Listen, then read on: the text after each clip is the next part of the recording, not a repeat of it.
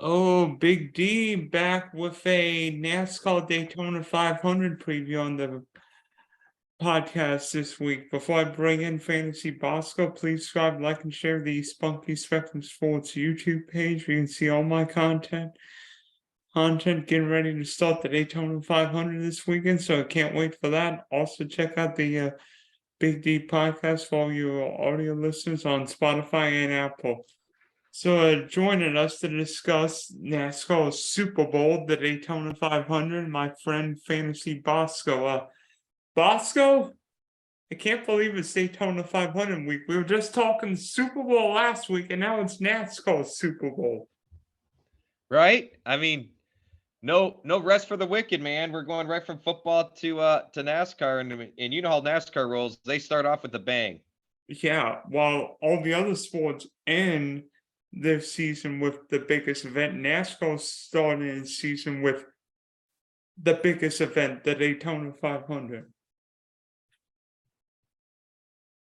Yep, and I've always found that kind of interesting, right? Because everything else always culminates with the championship, and I mean, and really, they make a big deal out of the championship now with the playoff format. But when we were younger, man, it was kind of a side story, right? I mean, Alan Kwiecki winning was a big deal, but when Matt Kenseth kind of blew it away, Miami, Florida it's a shame too because that track in Miami puts on a great race, man.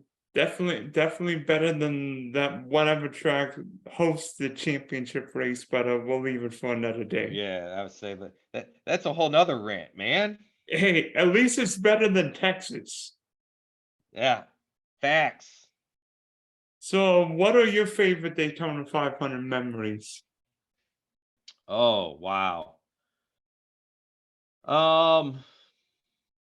Man, it's hard to not think about the one that Senior won. I mean, as a Senior fan, remembering some of the heartbreak, I mean, because he won all the time, they're dominated all the time, and yet that big race just eluded him. I mean, for some of the craziest things, like I was telling someone today, I mean, think about it. He hit a seagull. I mean, when was the last time we heard about a driver not finishing a race because they hit a bird? I mean, I don't. The tire. I just anyway. Probably that one. The one where it just because of the whole day and everything that went on, I showed back up at the hotel and they're under caution.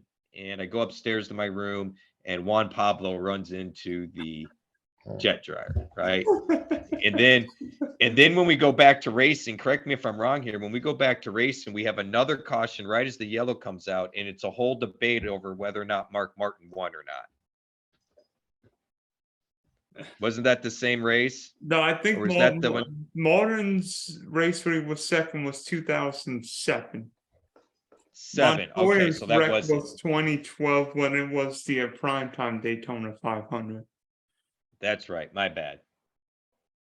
So right there, two different ones for you. I mean, I remember thinking when I saw JPM's car go up in flames. I'm like, what?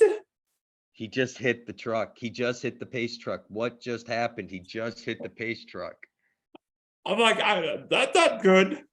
Who won that race? Matt Kenseth. Matt Kenseth did. That's right. Obviously, you Kenseth dominated Daytona. Well, Roush in general dominated Daytona. Yeah. I've got a couple in mind. How about 79 with the first flag to flag Daytona 500, and literally the whole East Coast was snowed in. Yeah, I mean, you can't talk about NASCAR history, not think about that being one of the biggest moments in all of NASCAR, right? I mean, the fight that took place that just generated even more publicity. They were the big names of the era that were doing the fighting and battling for the win. That's got to be one of the greatest Daytona moments in all of sports, really. And first flag to flag race, and you couldn't have gotten a better race. I mean, I mean, maybe some NASCAR people might not have liked the fight. I think the fight was actually good for the sport. At least people are like, well, we got a great race, and then this afterward. What next? I think the fight showed passion. I mean, whether we want to say we want to keep promoting that or not, I mean, people used to go to hockey games to see fights. Like that wasn't uncommon, right? That was Still kind of a do. draw back in the day. Yeah, sure. So I just, I, yeah, man. I mean, they were the big names of the sport. I think the fight was good. I mean, I think it generated more publicity. I will be honest. I don't know if that fight doesn't happen if NASCAR grows what it does in the 90s, man. I really don't. I mean, you imagine if Dale Earnhardt and Rusty Wallace have been going for their first Daytona 500, and that wreck happened. I think those two would have come to blows. Yeah, right? So, obviously, when you think of like hollow grounds in sports, you think of Yankee Stadium or Fenway Park in baseball. Le Mans for sports cars, Indianapolis Motor Speedway for Indy cars. Daytona is NASCAR's stomping ground. It's if it's home, and be honest, this race is is so big. Oh, I mean, you hit the nail on the head comparing it to, something like Indy where they tune in from all over the world. I mean, we've heard more and more. I mean, someone posted a graphic that showed all the different drivers that have been in like the Indy 500 and the Daytona 500.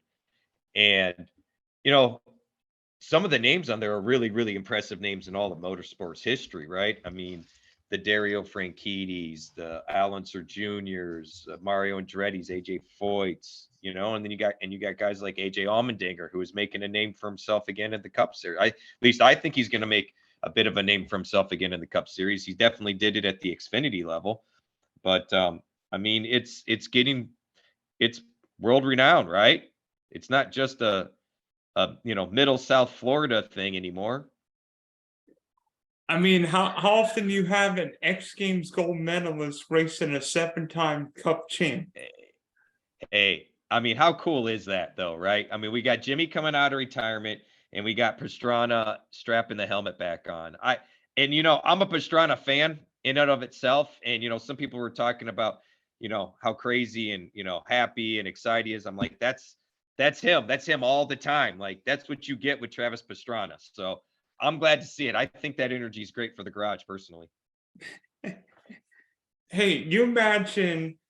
I can't believe I'm saying this, but I don't think AJ Allmendinger's got the most energy in the garage this weekend. Pastrana might have him there. You know what? And honestly, I don't even think it's close.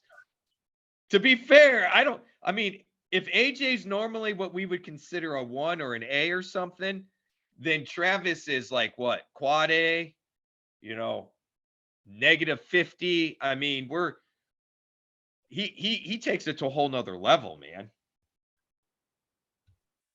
So obviously at Daytona, it seems like the past few years that teammates and manufacturers have worked together. So do you really? So I mean, even in practice, the manufacturers working together. We saw what the Fords all pitting in that first stage, the Chevys, Toyotas trying to pit together.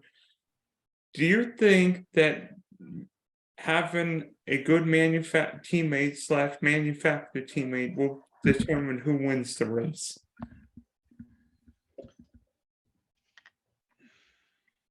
Man, that's tough. I think the manufacturer teammate thing will get you potentially to the end of the race. But when it's all said and done, I think there's a couple of guys that just have a knack for being at the right place at the right time, and that's going to continue to show up.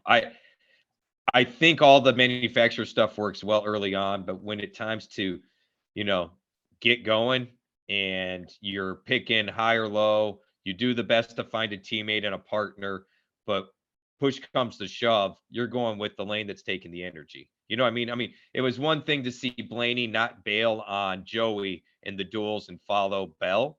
You know what I mean? But if that is say a Chevy or a Toyota, I bet somebody does follow Bell in that scenario. You know? And plus, Ryan Blaney's sick and tired of finishing second at Daytona. Well, and who's to say? That's fair to say too. It's one thing at the end of the duels to sit there. It's another thing when you think that's the move you got to make to win the race, right? So, to your point, Dylan, maybe come Sunday, Ryan Blaney does jump out there with Bell, or jumps out sooner and Bell is pushing him. And I mean, we saw what Austin Cindric did with that block to win the race last year. Yeah, he was 2-3 cars wide. And I don't believe, and Austin Cindric was the only guy I remember not getting involved in any wrecks at Daytona, whether it was the 500 or the August race, which I think No, was 'cause still wrecking. so he had a DNF, but that was for brakes, wasn't it? Let me look. No, I think Cindric almost won that race because Dillon and Reddick drafted past him.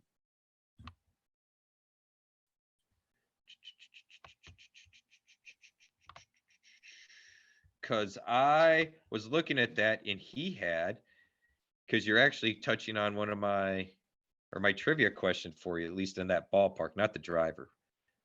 But let me see here.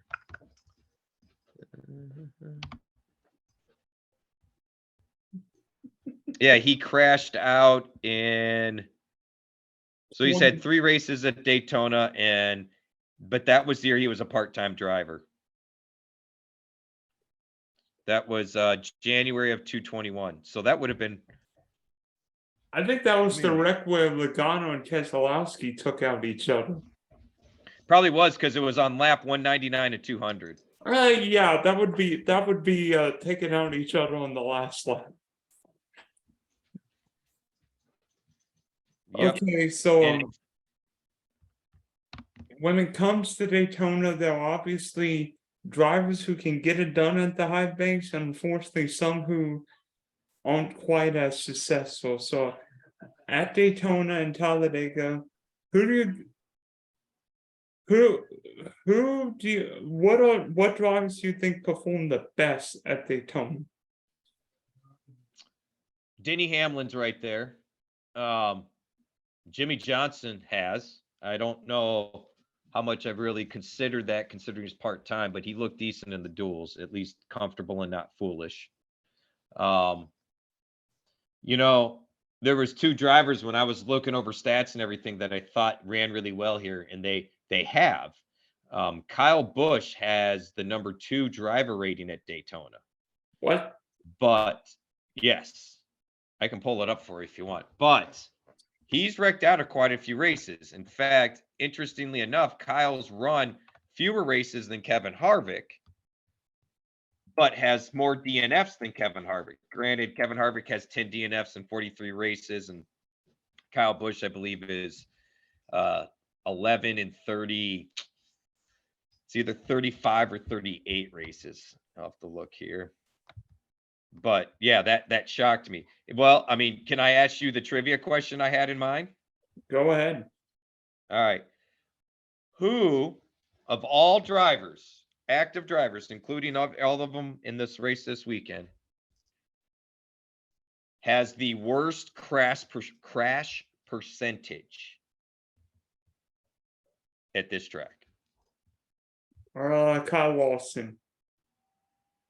No.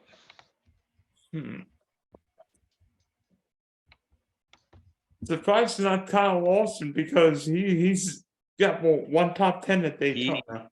He was up there. He was up there. Not going to deny that he wasn't up there, but there's someone. No.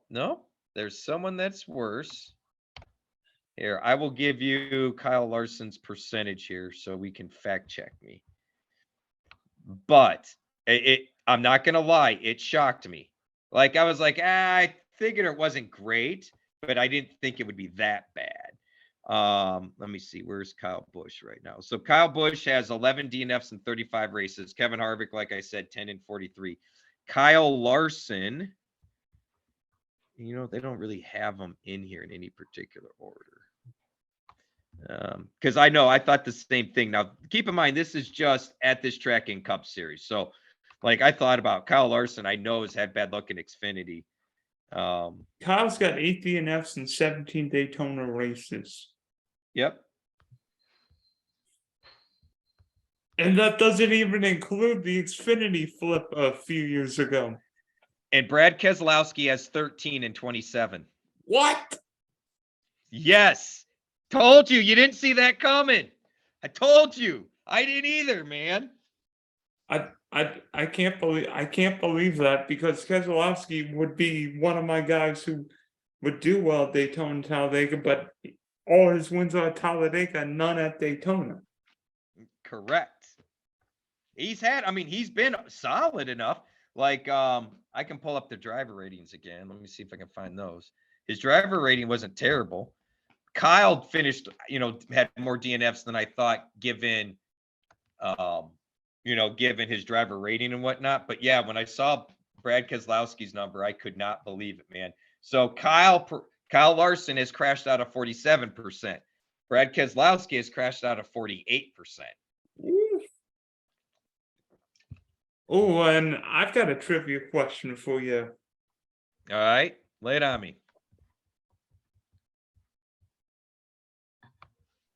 Since 2000, so that would be after Jeff Gordon won the 99 Daytona 500. Okay. Only one guy has won the Daytona 500 and the championship in the same season. Joey Logano. Nope. Logano he won won his 500 in 2015, but he won the championships in 18 and 22. That's right.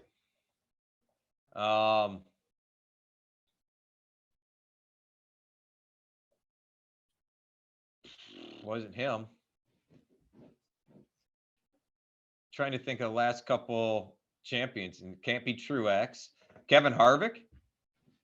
No. Harvick won his 500 in 2007, his title in 2014. Okay. I thought Harvick had 2 500s. My bad. I'm out. I don't know. Who we got? Jimmy. Oh, duh. Sure, Jimmy. He won so many championships. 2006 and 2013. Yeah. So, driver ratings here. Kyle, like I said, was number 2. To be fair, Austin Cindric's only had 3 races here, and he's number 1. Oh, we got a big crash in the truck race. No problem. Logano is number 4. Hamlin was number 3. Bubba Wallace is 8. Pretty solid. He's ahead of Chase Elliott. Who's two? Ahead of Ricky? What's that? Who's 2 on the list? Kyle Busch. Oh. And Cindric. Yep. Cindric, Kyle Busch, Denny Hamlin, Joey Logano, Jimmy Johnson, Ryan Blaney, Kevin Harvick, Bubba Wallace, Chase Elliott, Ricky Stenhouse, Austin Dillon, Brad Keselowski, Martin Truex. Yeah, one guy you didn't mention who I think should be there is Eric Almirola, because seemingly Eric Almirola is always there at Daytona Talladega. And he's actually behind Kyle Larson, Ryan Pierce, Tyler Reddick, Eric Jones, Todd Gilliland. What? Yes. What? Did they not watch the duel last night? So the driver rating, keep in mind, it's just a number model, right? So it's not foolproof, but it takes into consideration average starts, average position mid-race, average finish, place differential, green passes, quality passes, fastest laps, laps in the top 10, laps in the top 15. Takes in a whole bunch of stuff.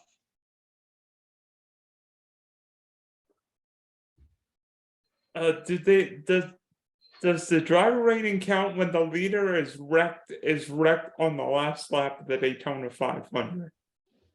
I'm not 100% sure about that. That's a good question. Well, we could blame Austin Dillon for that. Yeah, right. So if you're like making if you're like making a list of your 3 big favorites for the Daytona 500, who would they be? My 3 big favorites? Yeah, your 3 big Wow. favorites and your not favorites, your big names you don't think will do well on Sunday. Okay, so Denny Hamlin, Kyle Busch. Ooh. And I'm gonna go with another one that hasn't won here yet, just because I feel like he's just motivated. Martin Truex. Interesting. Big I'm gonna make big name. this. Go Go ahead. ahead. No, say big name I'm avoiding. It's Kyle Larson. Yep, I agree with Lawson. I mean, he's got what, 1 top 10 at Daytona, and I like Kyle Lawson at California next week, not here. Yeah, I'm with you. I'm with you. And Give him anywhere else. To your point, him and Brad, at least in my memory, has been up front a lot at these tracks. Like you said, all the success has really come at Dega, but I mean, he's been in position at all these tracks and wrecked. Larson has, but it's like he's always wrecking at these tracks. You know what I mean? And like you said, blowing up like he did at Daytona last August. right.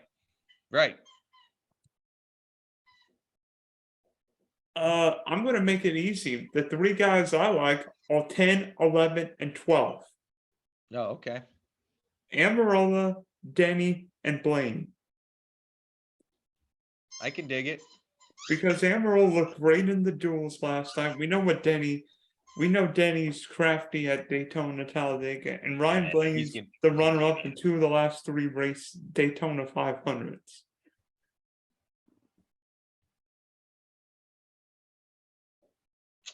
I'm with you, man. So, which name with a new team are you excited to see on Sunday? Because there are several guys with new teams. I mean, Kyle Busch with All CR, Tyler Reddick with 2311, Ty Gibbs with his Papa's team now. Without a doubt for me, it's Kyle Busch, man. I've been yapping about it. I was on a live stream earlier today yapping about it. I'm excited for that partnership. I think it's going to be a great partnership. I think it's going to help elevate RCR back to prominence and relevance again. I don't think this is going to be a hindrance for Kyle Busch at all. And I think the personalities are going to mesh better there for Kyle. And I think he's extremely motivated. I'm very excited to see the 8G car for the rest of the season from Mr. Kyle Busch. And quite frankly, all the drivers you named there are absolutely, we should be excited. In all fairness, I've never been more excited for all the new names and places we have, right? Ryan Preece in the 41, Ty Gibbs in the 54, formerly the 18, the 2311 example you just gave with Reddick going into the 45. That's the one number I'm struggling to really conceptualize. For some reason, I see the 45 and I think Ty or Kurt. So I guarantee I will say the 18 with Kyle Busch a few times. Oh my God, with it being an 8, it's so hard not to, man.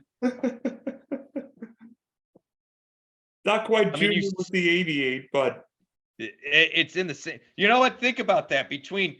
So Jimmy Johnson's on the track in the 84, driving next to the 48. You know, just like when we had Dale Jr. around, who used to run the 8 and the 88. Now we got the 8 back with the Kyle Busch, who was formerly the 18. Just be glad Ty Gibbs is in the 18, otherwise our heads would be spinning. It would be easier for me if he was. I would feel so much better if he was. This whole 54 on the track and 45 on the track, I keep thinking they're teammates when they're not. It's driving me bonkers. Yeah, a couple guys we didn't mention, Noah Gregson and AJ Allmendinger. I can't wait to see what Dinger does, particularly on road courses. I'm with you, and quite frankly, Eric Jones had looked good a few different times last year, especially towards the last third of the season or so. Hell, he won the Southern 500. That's all he did. Right. Well, right. But I'm just saying overall, it was more than just the win because Buescher got a win too. I mean, there was a lot of kind of one-offs, right? But he consistently looked decent a few different times throughout the year, especially at the end of last year. I'm excited to see Gregson, and I think Jimmy's bringing some extra money and insight to the program, man. I think that's another program I'm excited to see take a step up, and I think Colleague will too. I love what Colleague is doing in the Trucks and Xfinity Series working with Kyle Busch, man. They're forming quite the little partnership. I think Colleague's on the way up as well. Yeah, I mean, how many different winners were there last year? And yet Truex and Blaine didn't win a race. I mean, we could Right. have 20 different winners. Is there a line in Vegas for that? Can we bet that? I have no idea. The over-under on winners. Yeah, I should see if there's a bet like that somewhere. Someone needs to put it out there. Can you even bet in your neck of the woods? No, we have to do offshore books, and it sucks because my wife and I have to basically share because they recognize one IP address and they won't let you have another account. So we can't both have an account. So it's like you and the missus together. Yeah, and so I do a lot more fantasy stuff than I do the betting stuff, and so she likes to do the betting a lot more. So I'll be like, hey, she'll come to me like she asked me who she should bet on tonight. Then I gave her a couple of bets. Man, that was my guy. All my lineups are just crashing out. This is really frustrating. What? 15 more trucks wrecked? 5 Uh, or 6. Dude got pushed up into the wall. Everyone darted down below, someone in the grass, and it just created a total cluster. Parker Kligerman got involved. Stuart Friesen was involved. that's not good. That's not good for both our teams because I use Parker. Did you? Oops. He was a chalky play, man. I think he was like 56% owned or 70% owned in one of my leagues or one of the contests I was in. Dang. That's unfortunate. But yeah. Oh yeah. Let's see. Oh, Matt Crafton has already earned 17 stage points, and it's raining. It just started raining again. Is this the year Matt Crafton finally wins at Daytona? And I always put a little money on him because he always runs decent. Like if you can bet a top 10 or a top 5, it's totally worth it. Okay. Oh my God. This is killing us, Dylan. This is what I know better. Why do we do this every year? We get all excited. We build these lineups. We put our bets in. We get excited and talk about these guys. And then they just wreck each other. That's what happens when you haven't raced in 3 months. Guys get aggressive and maybe too aggressive, as we saw with Daniel Suarez last night. What's your opinion on that? Oh, I don't think it was a good move even for the 500. I mean, I think Suarez went very aggressive Kyle for like a lap and a half, and I'm not sure why he went that aggressive because you're not going anywhere. You're just staying in line logging laps. I didn't really like that move by Suarez. I mean, I'm not even sure that's a great move for the 500. Yet in a dual race where teams don't even have backup calls or that many. Right. Ooh, I think Corey LaJoie's going to pull this out today, man. Hey, he's not a bad pick for the Daytona 500. I think he's 100 to 1.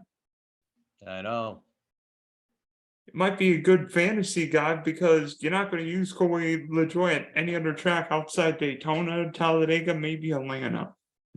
If it's a one and done for fantasy or for DFS daily fantasy, he's starting up a little. He's going to be a very good contrarian play because he's starting a little close to the front. You know what I mean? Where if he gets a 10th place finish, you lose 7 points or whatever it is, or 4 points. What do you think Kyle Busch is going to be at DK was? Because I was DMing somebody who was saying like Kyle will be 60% owned on Sunday. Oh, he'll be somewhere around there, 60, 70%. In fact, I think the best way, if you, I haven't broke the code, so to speak, but I swear I've kind of noticed something more and more, and I don't know, I can't seem to nail it down. You need to be chalky most weeks. Like most of your guys need to be pretty chalky plays, and you need to find 2 contrarian plays every week, but they have to hit. The 2 contrarian plays have to hit, but that's all you need. You can go so chalky in NASCAR compared to any other sport that's what it comes down to. You got to nail the chalk. And someone like Kyle Busch that's going to start in the back like that, I don't care if he's 90. I can tell you what his cost is. I don't care if he's 9,900 or 10.5. He is an absolute money play, especially someone like me that thinks he's going to potentially win it anyway.